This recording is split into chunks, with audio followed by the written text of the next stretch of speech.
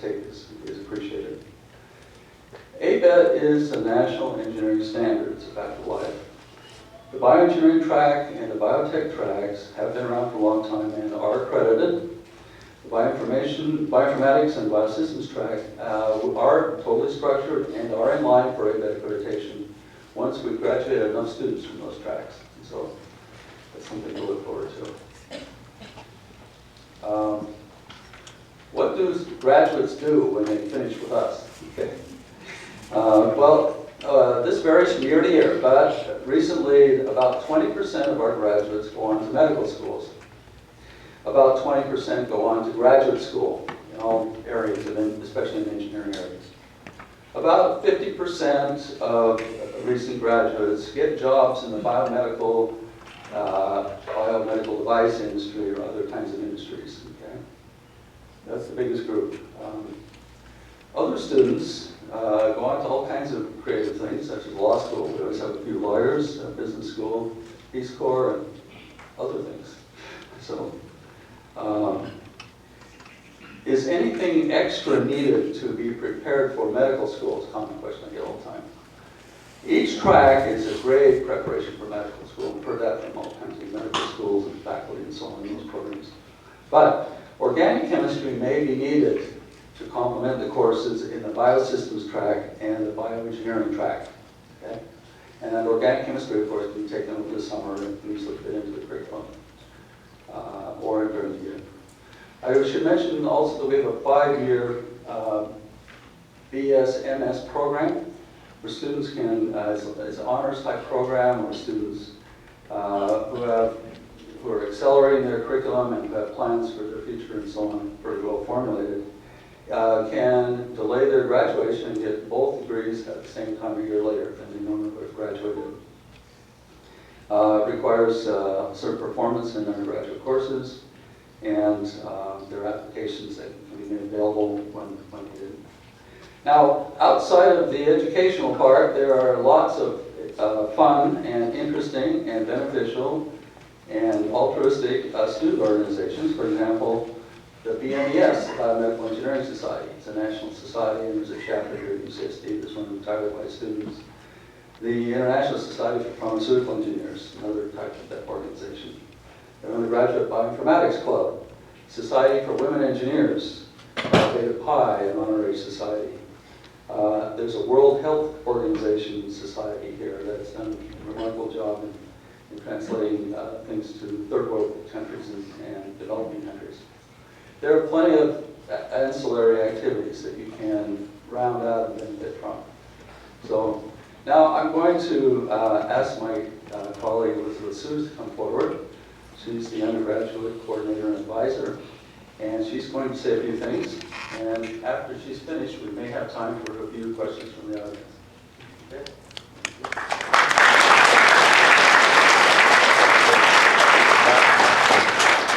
Thank you. Let's just give them both a big hand again. It's amazing. No matter how long I work here, I'm constantly just surprised and astounded at all the amazing work that our faculty are doing and the innovation that our students are able to do. I just want to say congratulations again if you've been admitted. We are nationally ranked #1 in order to be able to be competitive, and we're incredibly excited that you're here. It is incredibly competitive to get in, and if you got in, you are one of very few. So pat yourself on the back. We want to have you. These are myself and 2 other advisors, Vanessa and Kelly, who are sitting in the back. They are both available. We will be tabling at the information fair outside, and if you weren't able to get a packet for your major, we have those available for you, and we'd be happy to talk to you about any questions that don't get addressed today. I kind of want to go over the differences between advising here at UCSD. We are unique in that we have a 6-college system. Other universities have different particular areas in terms of letters, arts, and sciences, School of Engineering. Here we have 6 different colleges with unique perspectives on the general education courses. And college advisors are really there to help you through the overall process, to help you with your general education requirements, and also to help you towards graduation. You're going to be housed with your college in terms of your residential housing, and you're going to be kind of like a family for that. In terms of curriculum, you're going to be coming to us. So myself and the two other wonderful individuals in the back that you saw are who you're going to be asking questions related to AP courses, or what should I be doing for my technical elective? What are my research opportunities? That's what you would come to us for. And we also have faculty advisors assigned to each student when they come in, and faculty are randomly assigned, and they're there for you to answer any industry-related questions or career-related questions that you might have. The Career Services Office is there specifically for a variety of things. If you need help getting an internship, or if you need help figuring out the prerequisites for medical school or pharmacy school, those would be the advisors that you would go to for that specific information. We highly encourage you to review the UCSD catalog. In the back of the packets that you were given, there are course descriptions for each of the courses that you will be taking. The reason why we encourage that is because it's difficult to try to sum up all of the curriculum into one particular thing. Bioengineering equals this, biotechnology equals that. At the end of the day, you're going to be taking a certain set of courses, and if you want to compare what you're going to be learning here versus what you're going to be learning at another institution, the easiest, most basic way to do that is to look at the course descriptions, determine what's the difference between what you're actually learning. Are you going to learn thermodynamics at another institution versus here? Are you learning biomechanics or are you not? And that's the bedrock of what your undergraduate curriculum is going to be, so we encourage it. Also, if you have any other questions, I just want to go back, please contact us. We are available through email, and that's in the packet, be-uginfo@ucsd.edu.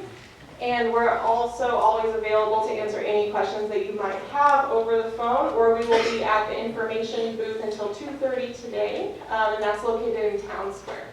So if anybody has any questions, there are 2 microphones up here if you'd like to come up and ask a question. We'd love to answer it for you right now. I know it's kind of, you guys have been sitting a long time. Yes. I have a very general question, maybe for everybody. Do you think it really makes a difference which college house you're in if you're a bioengineering student? Or do you think the college houses don't really matter? Because the general ed requirements are so different for every college house. So we have students in every single college. The main difference is going to be what we have seen is certain colleges like Eleanor Roosevelt or Revelle, they will have extra foreign language. But in terms of where you're housed, whether that's going to make a difference to your educational experience, no. It's just a different group of people that you are going to be forming bonds with.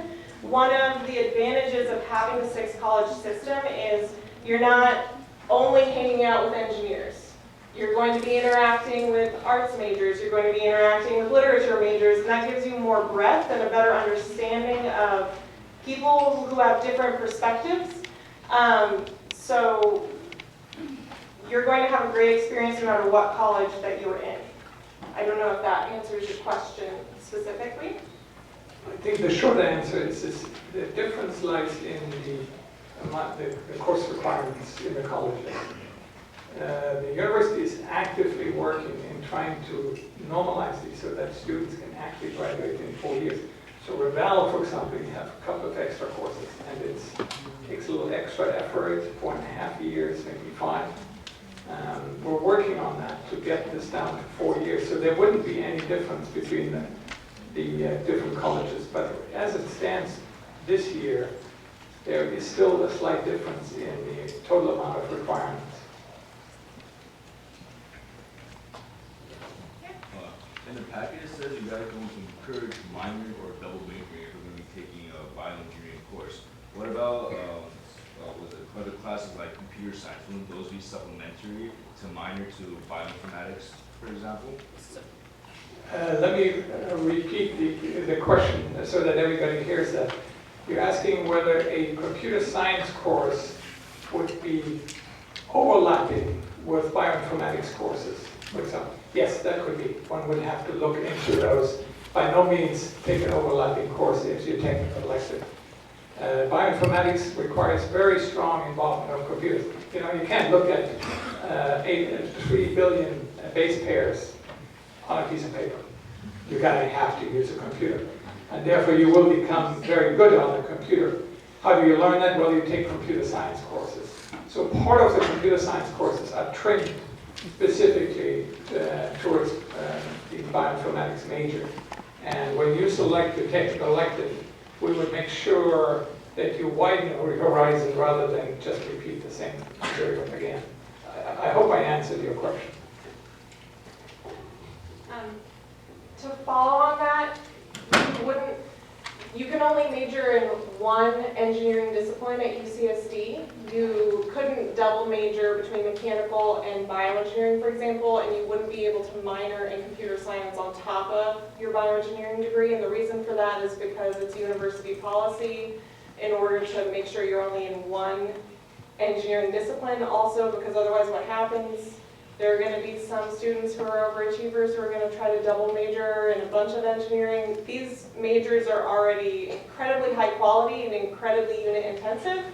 We don't want anybody killing themselves trying to do a billion classes, and there's no way to do it in 4 years.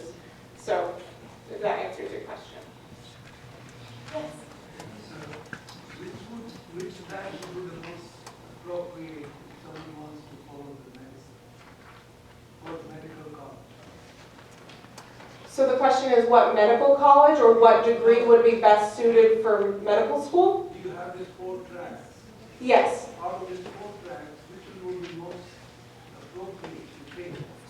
So the question is, of the 4 majors, which one is most suited for medical school? And the answer is all of them are suited for medical school. Medical school actually takes any degree or any major from any institution. The main thing that they're looking at is the prerequisite courses, and those are biology courses, organic chemistry, as Dr. Goff said. But since there is some overlap between the requirements for our major and the prerequisite courses, any of our majors would be a very great fit for medical school. I can answer your question.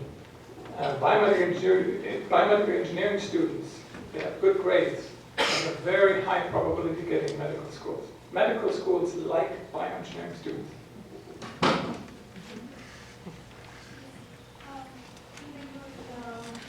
UCSD medical school usually admits what percentage of students from UCSD campus? That is a question for the medical school. The question was, what percentage of UCSD students is taken by UCSD Medical School in terms of applicants and admission? And the answer is, you should check with the medical school because they have a separate admissions process from us. Right, but I can give you the order of magnitude. I know all the students from our program who end up in our medical school. These are the best students, and we typically admit 4 to 5 bioengineering students into the UCSD Medical School. What are the class sizes like? Do they differ from year to year, such as like freshmen will have larger entry-level classes, but then do they become smaller in the later years? Correct. It depends on the exact course.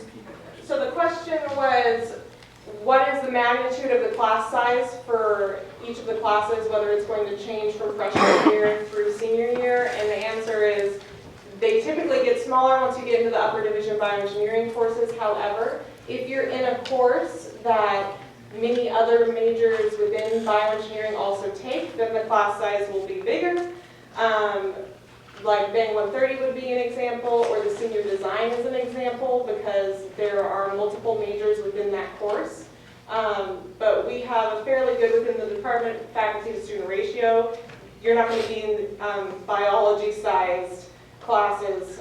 You're not going to be in like a 300-person lecture hall. So, When do you have to select the track? Do you enter with that particular track, or can you select it after you've taken the first semester? so the question is, when do you have to select a track? Every student should have been admitted into a particular track upon admission to the university. If you were not, and you wanted to try to get in, then you would have to select which particular major you wanted to apply to. You would take a set of screening courses and then apply at the beginning of the second year. But you would need to self-select which of those would be because the screening courses do differ. So you're in a particular track? Correct. If you're in a track like bioinformatics, which isn't accredited, but later you want to do graduate work and you want to do some of it more in biotech or the other bioengineering, is that possible? Or you kind of change into one category and then you wouldn't be able to go on to higher level? Okay, in other words, does your graduate work, the question is, does your graduate work that you wish to do depend on the particular track that you've completed here at UCSD, say an ABET accredited track versus the bioinformatics track, which is not an ABET accredited track? The answer to that is that the choice you will make for graduate school is probably heavily weighted, but not exclusively weighted, by the undergraduate degree you have. The graduate program, we have our own graduate program in bioinformatics. So if you apply as a bioinformatics student into the bioinformatics graduate school, obviously you're going to get in. If you apply as a bioinformatics student to the bioengineering track, we look at you and you have taken certain courses and we will certainly admit you. So there is not a sharp border between the two. It's not two different disciplines, for example.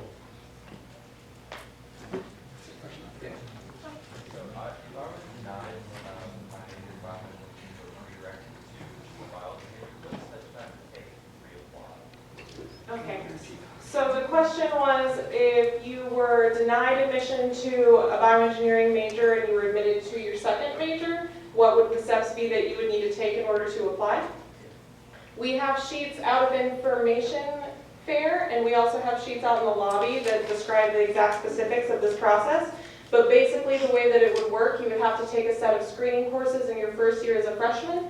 You would apply at the beginning of your second year. We look only at the GPA in those screening courses. We have a limited number of spots that we take each year per major. And the top GPAs are the ones who are admitted. It depends on the year as to how many applicants there are going to be, and also what the quality of the GPA pool will be to see how competitive that might be. If you have AP credit for some of those courses, then you have satisfied that requirement, but it won't calculate into the GPA. So really, it's UCSD only courses. Try to do the best that you can. It is not a guarantee, however, so that's a choice that you have to make. Why is the bioinformatics major not accredited? The question is, why is the bioinformatics track not accredited? Because it's designed as an applied science track. And however, and that doesn't mean it's a second grade child, okay? It's an applied science course, course curriculum can be very, very powerful and very effective. But we are currently, Professor Goff is leading that effort. We are changing that. In fact, next year we're going to discuss this.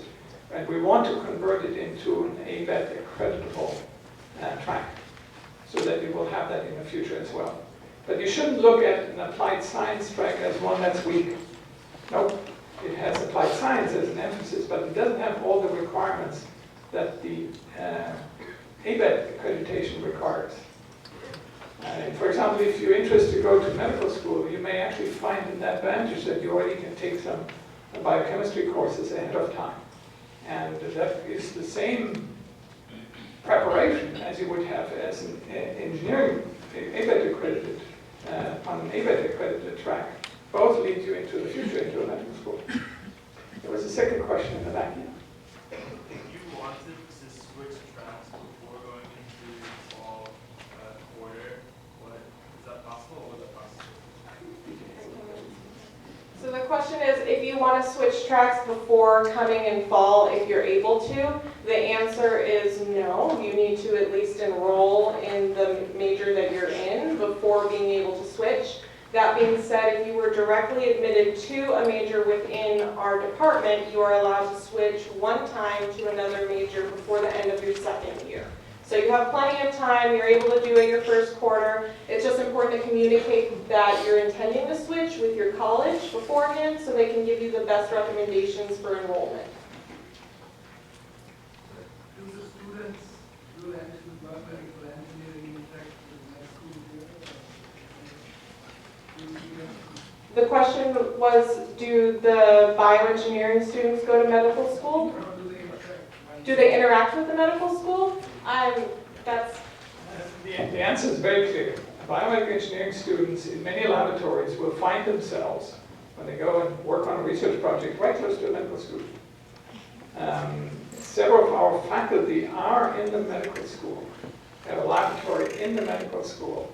And so they are surrounded by medical students, and by design, we want them to interact with our bioengineering students. So in my lab, I have doctors, I have postdoctoral fellows from medicine, I have practicing physicians. We mix them all up, we like that.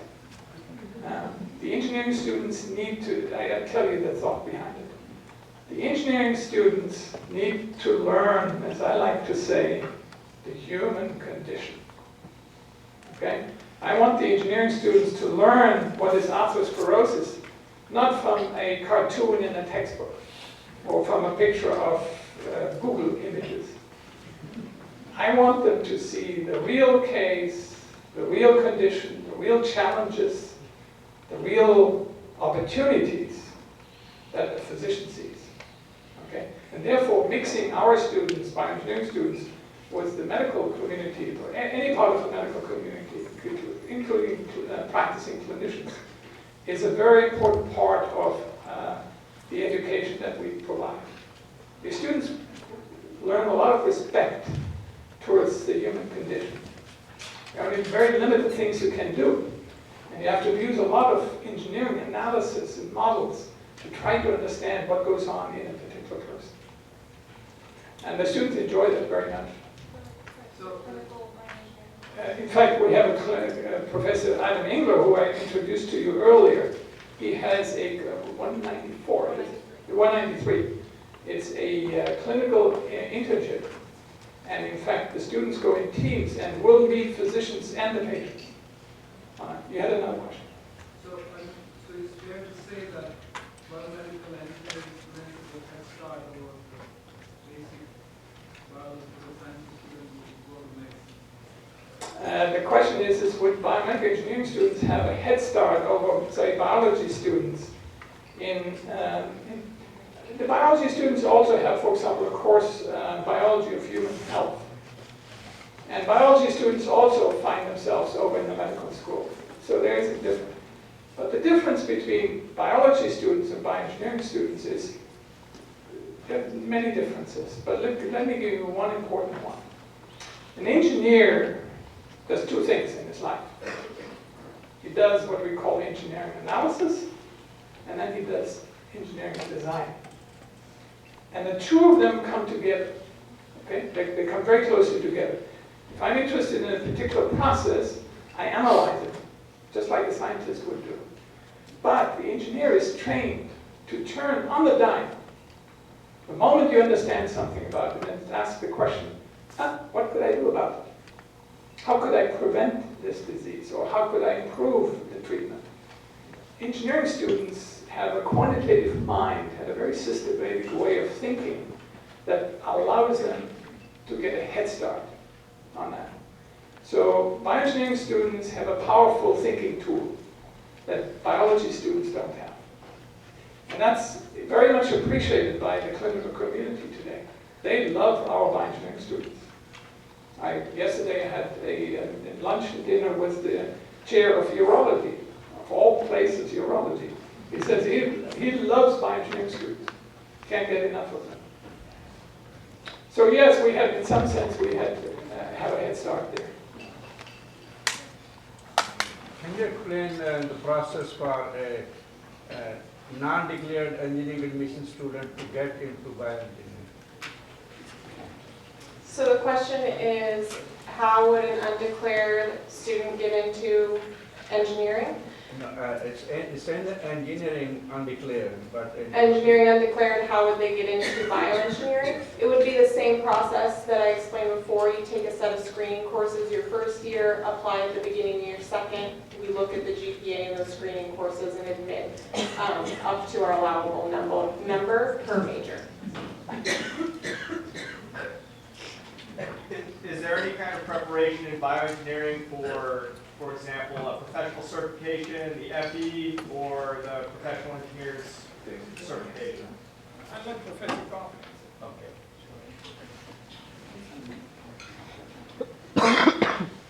So, that's a great question. The question has to do with, are there professional certifications?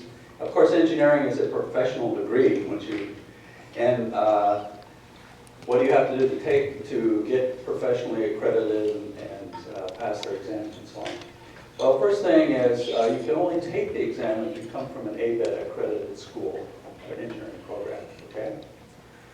So our program is designed for that. We don't find too many students, people in our groups that we contact with that have actually taken the engineering, it's called the PE exam, Professional Engineering Exam, but there are some that do. So, and it's not a crucial thing for a person to go forward in a career. It does help a little bit at some point, but first thing you have to do is come from an accredited degree.